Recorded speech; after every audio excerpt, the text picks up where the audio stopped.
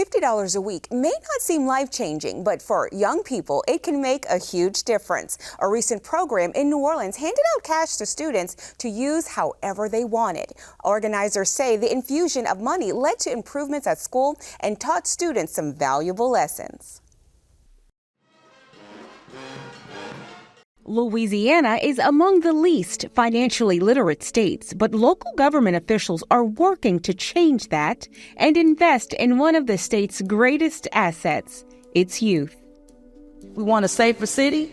It's about investing in our young people, filling in the gaps where we know resources are needed so that we can give them a path to making better decisions that will impact all of our lives.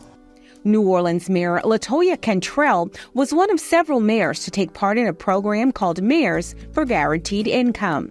The program is designed to have mayors from different areas with large low-income populations advocate for a guaranteed income at the local, state, and federal level. The city of New Orleans was among the first cities in the country to participate by awarding 125 of its youth payments of $350 per month to use as they saw fit.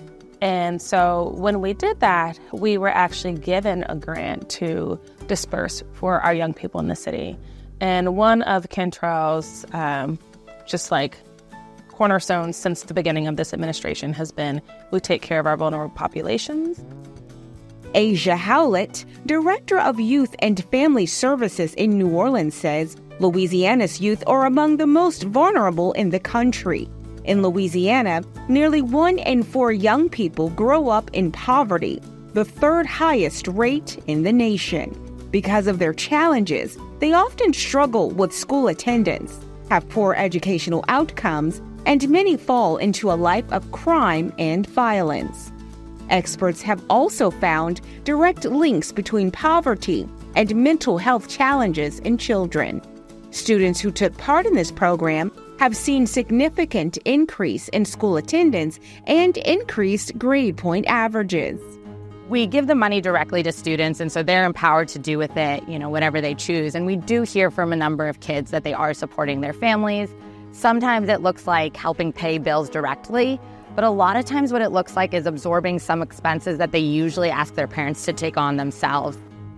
Because of the students' success, organizers chose to expand the program, giving more young people access in the form of $50 weekly payments, no strings attached.